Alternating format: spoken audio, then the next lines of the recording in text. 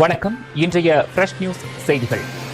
தேவாரத்தில் 50 ஆண்டுகள் பழமையான தென்னை மரங்கள் வெட்டப்பட்டதால் பரபரப்பு. தேனி மாவட்டம் தேவாரத்தில் 50 ஆண்டுகளாக வளர்த்து வந்த 50க்கும் மேற்பட்ட தென்னை மரங்களை மர்ம நபர்கள் வெட்டி சாய்த்த சம்பவம் அப்பகுதியில் பரபரப்பை ஏற்படுத்தியுள்ளது.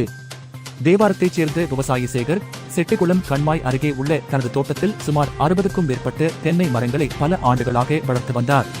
இந்நிலையில் இன்று அதிகாலை தோட்டத்திற்கு சென்றபோது அவரது தென்னை மரங்களை சிலர் இயந்திரம் மூலம் வெட்டி சாய்த்துக் கொண்டிருந்ததாக கூறப்படுகிறது. இதைக் கண்டு அதிர்ச்சி அடைந்த சேகர் சம்பவத்தில் ஈடுபட்டவர்களை பிடிக்க முயன்றபோது அவர்கள் தப்பிச் சென்றதாக தகவல் வெளியாகியுள்ளது.